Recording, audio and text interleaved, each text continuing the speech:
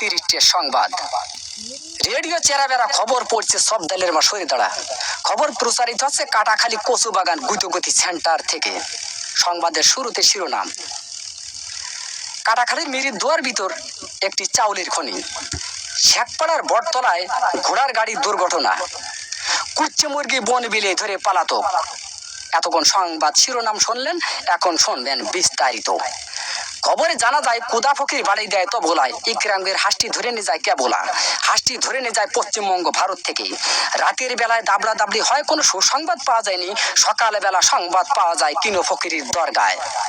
খবরে জানা যায় হাঁসের কোনো ক্ষয়ক্ষতিও নেই, বন বিলের লোম কয়টা সব জড়িয়ে পড়িয়ে গিয়েছে।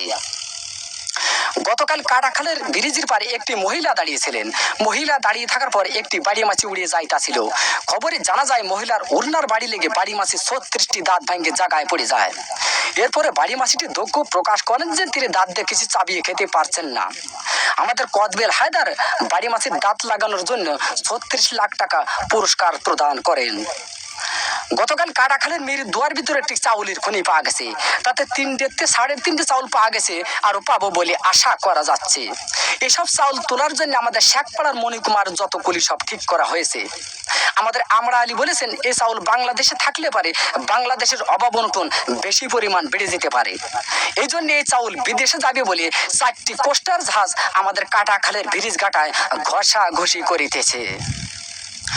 গতকাল বঙ্গোপসাগরে আগুন লেগে পানি পুড়ে ছারকার হয়ে যায়, মাছের কোনো ক্ষয়ক্ষতি হয়নি, শ্যাওলা কটা নিরাপদ জায়গায় আছে। আগুন লাগতে লাগতে উপকূলের কাছাকাছি গেলে আমাদের কাঁঠাল চৌধুরী বলেছেন এই আগুন উপকূলের কাছাকাছি গেলে বহুত ঘর বাড়ি পুড়ে যাওয়ার সম্ভাবনা রয়েছে।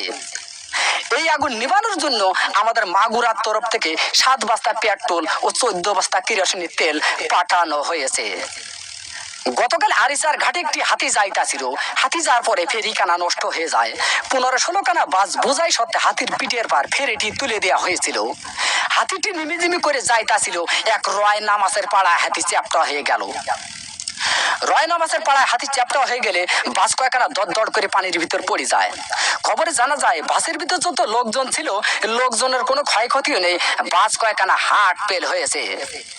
এরপরে এক মহিলা বাস কয়েকখানা বাহার দিয়ে টান দিয়ে তুলে আরিসার হোটেল থেকে 14 বালতি ফ্যান খায় সুস্থ করা হয়েছে। গতকাল এক কুচ্চে মুরগিতে এক বন বিলে ধরে পালাতক গহীন সমুদ্রী পানির ভিতর। গতকাল 366টে ডুবুরি নামায় খোঁজ করা হয়েছে। খবরে জানা যায় বন বিলের কোনো